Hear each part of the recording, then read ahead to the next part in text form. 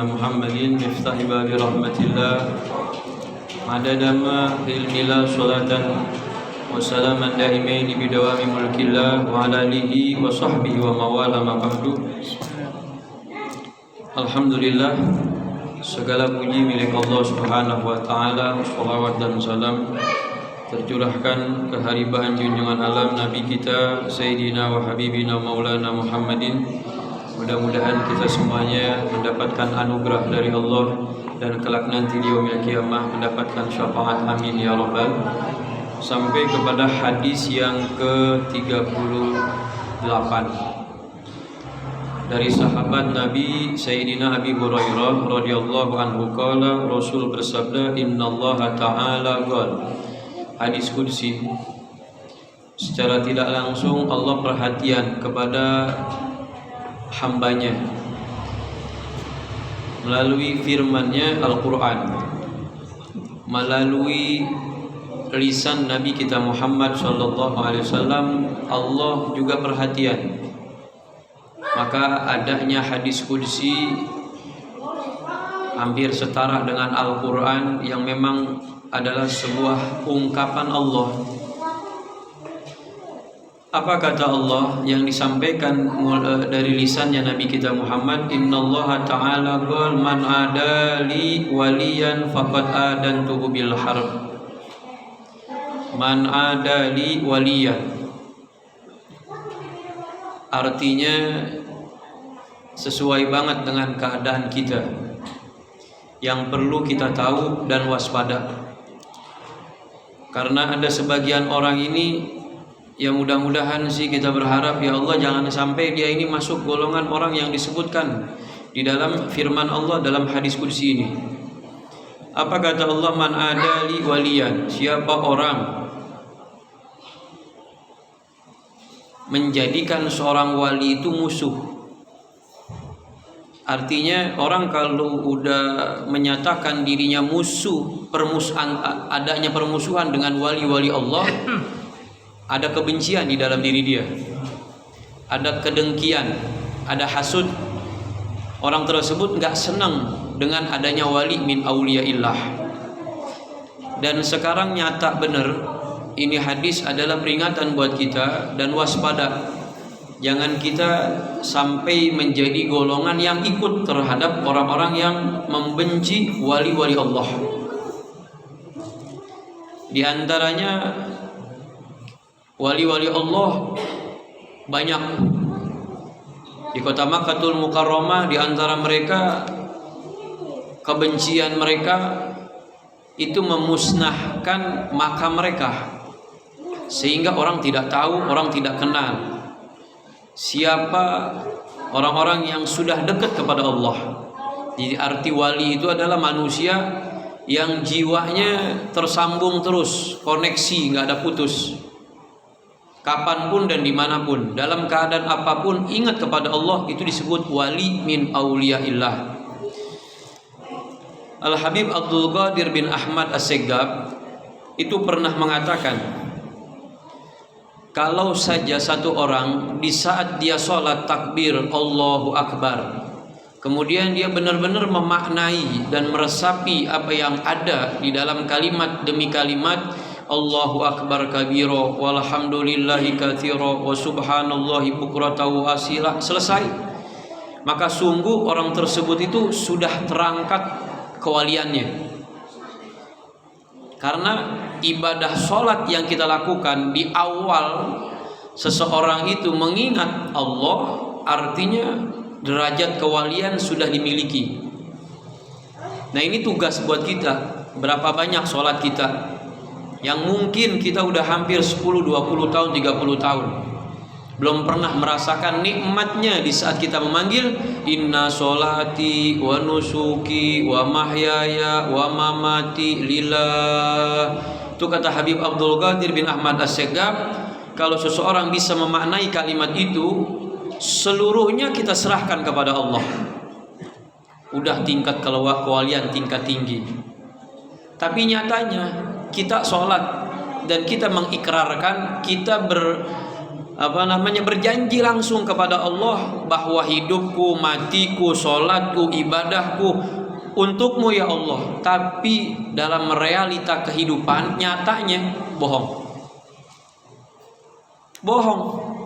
Kita ibadah terkadang bukan karena Allah, masih karena makhluk. Kita sedekah nih, sedekah ibadah, zakat, infak, memberi, membantu, itu bentuk ibadah. Tapi terkadang masih ada embel-embel. Orang denger nggak? Orang tahu nggak? Orang hormat sama gua nggak? Orang kenal nggak sih sama gua? Kita belajar tinggi-tinggi, ilmu banyak kita dapat. Ketika satu kampung nggak ada yang kenal kita, kita merasa kayaknya nggak dihargai. Siapa sih yang ngangkat derajat seseorang? Allah. Yang menghinakan, yang mengenalkan seseorang terhadap manusia yang lain, Allah. Coba lihat Nabi kita Muhammad, dikucilkan, dihina, dicaci, nggak dianggap di kampungnya. Tapi Allah angkat derajat Nabi Muhammad sallallahu alaihi wasallam. Bukan hanya penduduk Mekah kenal Rasulullah, Madinah, Syam, Syria, Ethiopia, belahan Asia, hampir seluruh dunia, siapa yang nggak kenal Rasulullah? Maka tuh kita punya harapan, kita punya pengen dengan keadaan kita agar kita ini menjadi derajat kita tambah keimanan, keyakinan, kepercayaan wali min auliyaillah. Belum kita bisa menuju dan merasa derajat kita ini udah naik menjadi seorang wali, janganlah kita mencaci mereka. Janganlah kita bermain apalagi bermusuhan.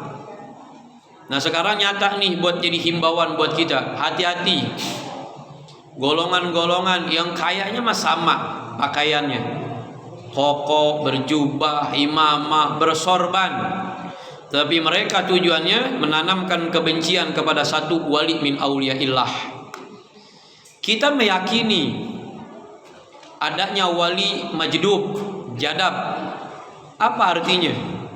Seorang wali yang keadaannya hanya dirinya kepada Allah, yang lain fana, yang lain nggak dianggap. Orang mau ngomong apa, orang mau bicara apa, orang mau nganggap apa, nggak dianggap. Yang dianggap bagi dirinya adalah bagaimana keadaan dia kepada Allah. Jadi mereka tuh orang-orang yang jadab, nggak takut. Orang ngomong kok wali nggak ibadah, kok katanya wali kagak sholat, kok wali nggak ngaji, kok wali nggak ini dan sebagainya. Itu mereka nggak dengarkan. Karena apa? Karena sudah tertutup omongan-omongan orang lain. Yang terdengar adalah bisikan-bisikan Allah, karena Allah sudah menjadikan dia kekasihnya, wali jadab. Tapi ada orang sebagian yang membenci agar kita kenal.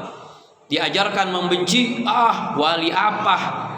Masa wali coret-coret mobil, wali begini, itu bukan wali, orang gila. Artinya Allah mengangkat derajat hambanya karena cintanya Allah kepada dia.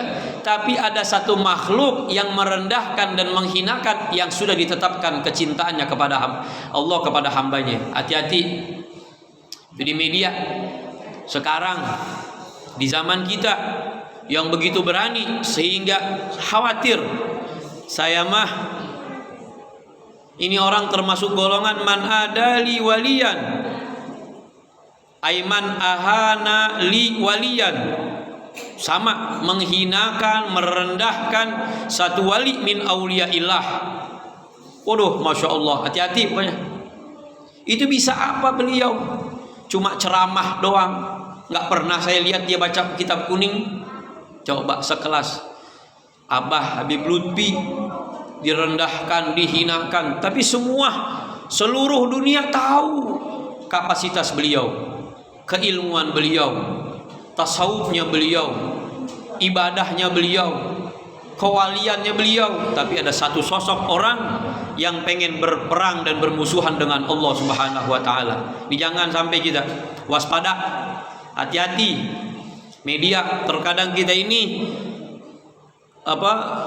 terbohongi. Benar juga ya, begini, iya ya, begini.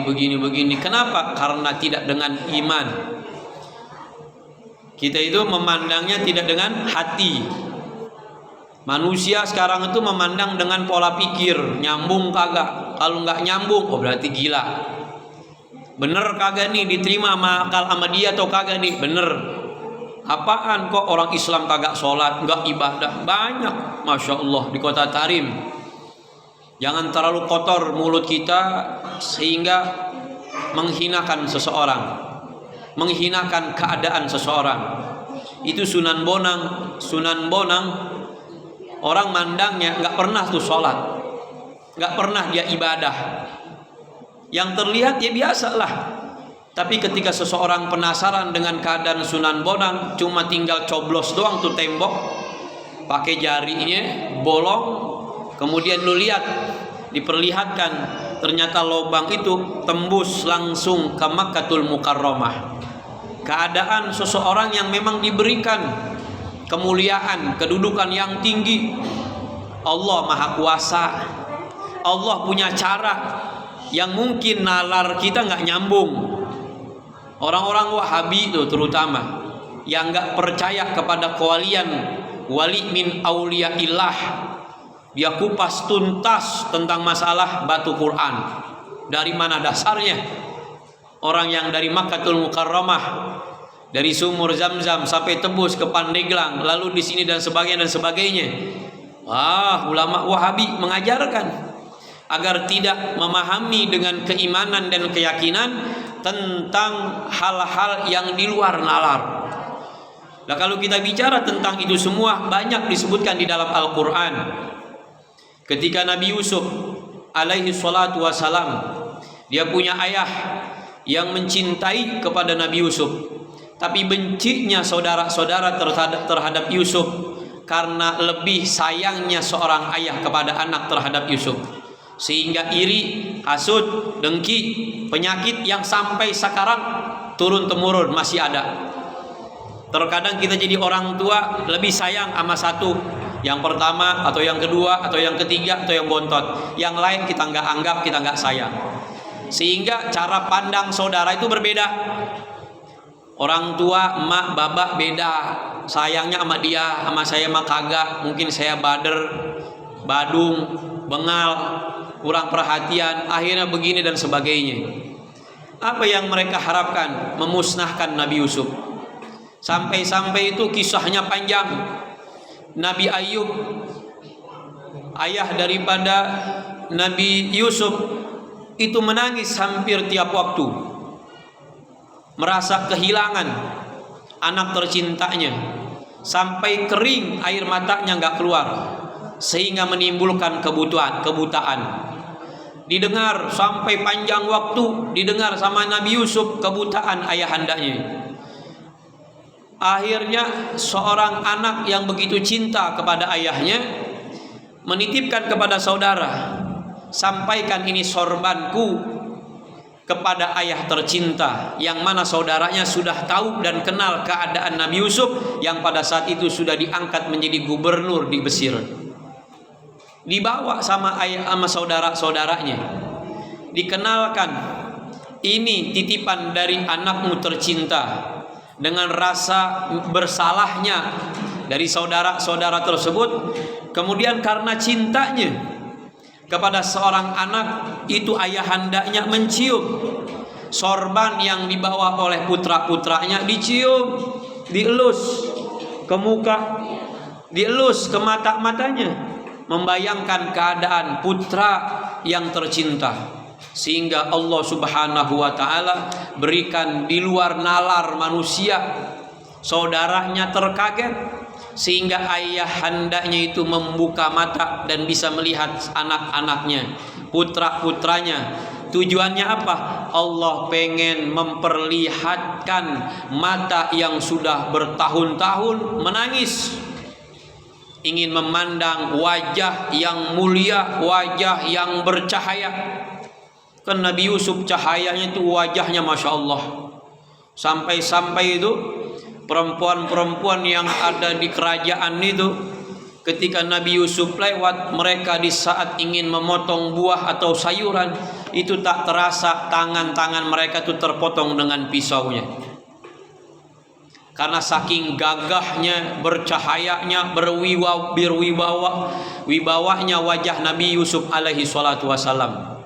Dan Allah punya cerita, Allah punya keinginan di luar nalar manusia. Dari mana itu sentuhan? Tanpa operasi, tanpa cairan, cuma sentuhan-sentuhan. Kalau kita lihat sorban orang soleh, sorbannya para nabi, para rasul, pakaian-pakaian mereka itu bertasbih, menjadi obat. Lah kalau kita punya keyakinan yang disebutkan oleh Nabi, kalau seseorang panas dingin, itu kalau dia punya tasbih koka, kayu koka yang memang dipakai dari turun temurun para nabi, para rasul. Itu Nabi Musa punya tongkatnya dari koka. Ini mihrab, waktu mihrabnya Nabi Muhammad yang ingin dirubah, itu kayunya dari kayu koka. Para nabi, para rasul, bahtera Nabi Nuh juga dari koka. Itu kata Nabi Muhammad, anak yang panas, demam, maka kau celupkan itu kayu, masukkan ke dalam segelas air, dan air tersebut minumkan dan usapkan kepada anak-anakmu. Insya Allah Allah berikan syifa. Dari mana itu keyakinan? Kalau di luar nalar manusia atau ilmu teknologi atau kedokteran, itu ada bakterinya, ada ini. Harus ada proses dan prosedur, dilihat dulu di mikroskop. Ini higienis apa kagak? Tapi cara Allah berbeda dengan cara manusia. Cara manusia mereka mengkaji, mereka meneliti ini dan sebagainya. Tapi cara Allah berbeda. Makanya tingkatkan keyakinan kita, apalagi di akhir zaman. Ya memang untuk sekarang kita jangan bicara dulu lah tentang wali min auliyaillah, tentang kehebatan, tentang ini. Yang pasti dan yang harus kita yakini adalah istiqomah di dalam majelis ilmu. Karena al istiqomah khairu min alfi karamah. Udah jangan kita sebutin 1000 karamah wali min auliyaillah. Besok ada haulnya wali min auliyaillah, kutub di zamannya. Haulnya Syekh Abu Bakar bin Salim. Kewaliannya kalau disebut Masya Allah, biografinya kalau disebut Masya Allah. Tapi kita nggak bicarakan tentang kewalian, istiqomahnya beliau di dalam ibadah yang harus kita tiru, yang harus kita kejar. Karena biar nggak jadi bumerang. Ini orang-orang yang jahat, yang benci sama ahlul bait itu, mereka akan terus ngincer bagaimana caranya. Kok bisa mereka itu sholat dalam semalam itu bisa 1000 sujud? Kok bisa mereka bisa menghatamkan Al-Quran 5 kali hatam pagi, 5 kali hatam Al-Quran di malam hari? Sedangkan waktu yang Allah kasih 24 jam. Kalau dihitung satu lembarnya dapat berapa menit, satu lembar berapa menit, berapa ratus lembar Al-Quran dihitung dan ditotal. Kalau dibaca dengan nalar manusia itu nggak bakalan habis dalam sehari semalam, apalagi bisa 5 hari.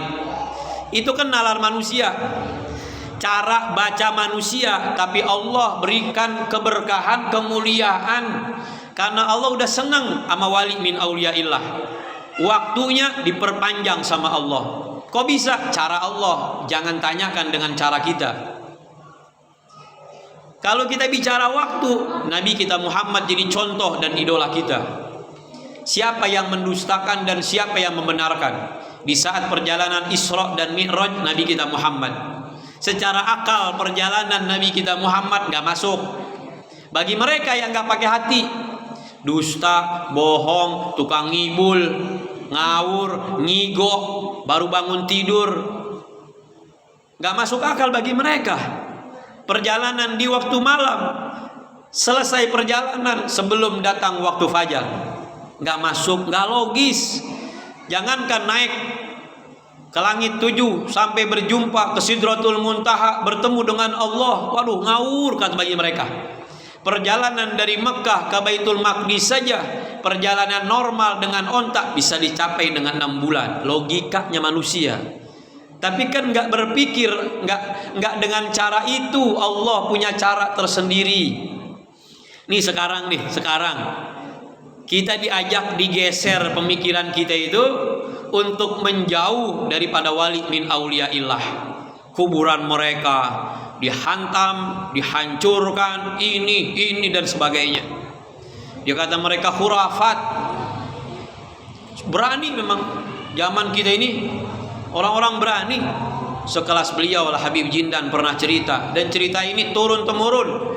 Kita punya guru, beliau menyampaikan, ada satu orang penggali kubur di kota Zambal. Di saat dia gali kubur, yang namanya di pemakaman Arab di Yaman itu dapat jeda 4 tahun, dia harus diganti, ditumpuk di situ. Makam ini datang, makam baru, dan di makam tersebut ketika digali, seorang penggali kubur itu melihat keadaan si makam, si mayit tersebut dalam keadaan baca Al-Quran. Dalam keadaan baca Al-Quran. Lalu kata si mayit ini, jangan kau bicarakan kepada siapapun. Kau sampaikan nanti ketika kau ajal sudah dekat dan kau tahu keadaanmu, sampaikan kepada saudaramu tentang keadaanku. Untuk semangat di dalam ibadah, mengenalkan saudara, mengenalkan keluarga tentang hebatnya Al-Quran. Itu maksudnya. Tapi itu dibongkar. Khurafat, dongeng, kepalsuan, ini dan sebagainya. Orang yang berpikir dengan otak dia, benar juga. Masa orang udah dikubur, udah puluhan tahun, harusnya hancur, kok ditemukan dalam keadaan baca Al-Quran? Orang-orang yang gak pakai hati, orang-orang yang gak ngelihat dengan naluri dia. Makanya Allah Subhanahu wa ta'ala mengingatkan agar kita ini jangan mau diajak untuk berperang kepada Allah. Kita lagi diajak nih, digeser terus. Mau ikut pasukan siapa? Yang ingin memerangi Imam Mahdi? Karena sebab kita udah masuk golongan pasukan-pasukan Dajjal. Naudzubillah min dzalik. Ada solusi. Allah nyatakan hadis ini, solusinya wa ma taqarraba ilayya 'abdi bi syai'in ahabba ilayya mimma aftaratu alaihi wa ma yazalu 'abdi yataqarrabu ilayya bin nawafil hatta uhibbah. Solusinya agar kita terhindar dari keadaan yang seperti itu, perbanyak sunnah, perbanyak amalan-amalan yang mana amalan tersebut Allah tuh cinta sama kita. Kenapa Allah bisa cinta sama kita? Karena kita sudah mencintai Rasulullah. Kok bisa kita cinta sama Rasulullah? Karena tanda cinta seseorang kepada Nabi Muhammad adalah ittiba' bin Nabi, ngikutin Rasul. Sunnah yang dikerjakan, amalan yang dilakukan, perbuatan yang dilakukan, omongan yang dilakukan sama Nabi Muhammad kita ikutin. Nabi masuk masjid ngomong apa? Kita ngomong kagak. Nabi keluar masjid ngomong apa? Kita ngomong kagak. Itu jaga supaya kita nggak menjadi fitnah, nggak tergeser kita, nggak ngikut golongan-golongan yang seperti itu. Kita masuk rumah, ketika Rasulullah masuk rumah, apa yang dilakukan? Melangkah dengan kaki apa? Udah pokoknya apapun yang kita lakukan, bayangkan ada nggak di benak kita Rasulullah ngelakuin itu? Ini kita duduk kayak begini. Di zaman Rasulullah ada nggak mic? Kagak ada. Tapi Rasulullah menyampaikan nggak tentang nasihat? Menyampaikan. Kulil haq walau kana murran, kata Nabi. Sampaikan yang hak walaupun itu pahit. Kasihan umat pada saat ini.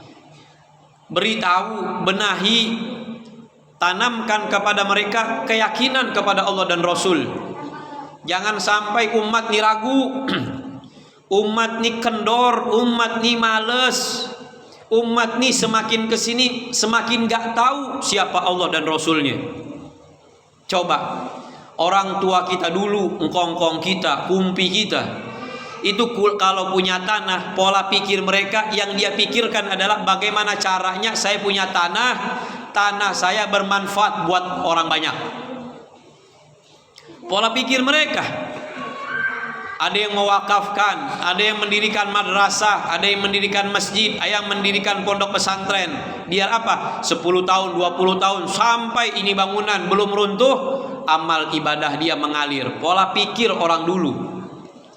Berpikir apa? Berpikir biar bermanfaat di dunia, bermanfaat juga nanti di akhirat. Nah, ini sekarang yang harus kita rubah. Pola pikir kita sekarang. Orang yang ada di zaman kita sekarang. Kita ini 10 tahun, 20 tahun yang akan datang, nama kita bagaimana? Keadaan kita bagaimana? Kalau sekarang kita udah gak kenalkan anak kita, mantu kita, cucu kita, saudara kita, tetangga kita, rugi. Ini pendiri masjid, dia bakal nangis. Kemana orang-orang yang saya harapkan yang tinggal di sini, yang seharusnya mereka sujud, yang seharusnya mereka ngaji, yang seharusnya mereka mendengarkan nasihat-nasihat agama, kemana mereka? Tergeser dengan keadaan, dengan zaman. Malam minggu lebih asik kumpul di luar, nongkrong depan rumah, ngobrol, main catur, main gitar, nyanyi, macam-macam. Bergeser dengan keadaan. Nah, siapa di antara kita yang istiqomah, yang terus berjalan, yang terus berjuang? Kalau bukan kita yang memperjuangkan, lalu kalau ini kosong, menangis. Tiap Jumat, tiap waktu kita bacakan almarhum pendiri ini, yang mewakafkan ini, para guru, para ustadz yang dulu berjuang di sini. Kalau nggak ada yang bacakan, terputus amal mereka. Nggak ada yang datang, nggak ada yang baca Al-Quran, nggak ada yang ngaji, nggak ada yang sholawat. Masjid habis sholat, habis isya, kecerek, tutup, matiin lampu. Udah kayak kuburan masjid. Masjid kita bela, kita berjuang, harta kita salurkan. Gotong royong waktu pembangunan, 2 lantai, 3 lantai, kita beli marmer, kita beli karpet yang mahal, kita beli keramik yang bagus. Tapi nyatanya setelah bagus tuh masjid, nyaman, kipas ada, AC ada, kemana kita? Ini bangunan bakal nangis. Kemana orang-orang yang dulu berjuang untukku, kemana? Maka mudah-mudahan nih kita di akhir zaman, waspada, hati-hati. Kita jaga keluarga kita, jaga amal ibadah kita, agar kita ini senantiasa, mudah-mudahan amal ibadah kita tambahin terus. Yang wajib udah kita ketahui, pelajari terus yang sunnah dari ajaran Nabi kita Muhammad sallallahu alaihi wasallam. Maka itu adalah apa yang pernah disabdakan oleh Nabi, badiru bil a'mal, segeralah melakukan amal perbuatan yang baik, karena fitnah itu kakitaiz zulam, bagaikan potongan-potongan malam yang gelap gulita. Yusbihu mu'minan wa yumsi kafiran, wa yumsi mu'minan wa yusbi kafiran. Ini sering diingat-ingat. Kita akan nanti temukan orang itu cepat banget berubahnya. Dulu dia benci, dia cinta sama habaib, sama ulama, sekarang jadi benci karena sebab ini dan sebagainya. Lihat dulu dong sejarahnya. Ada satu sahabat yang namanya Ikrimah. Ikrimah ini punya ayah namanya Abu Jahal.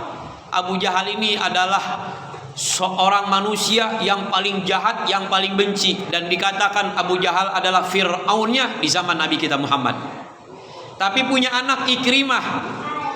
Ikrimah ini diajarin kebencian sama ayahnya tentang Rasulullah. Tapi waktu demi waktu benci itu berubah menjadi cinta.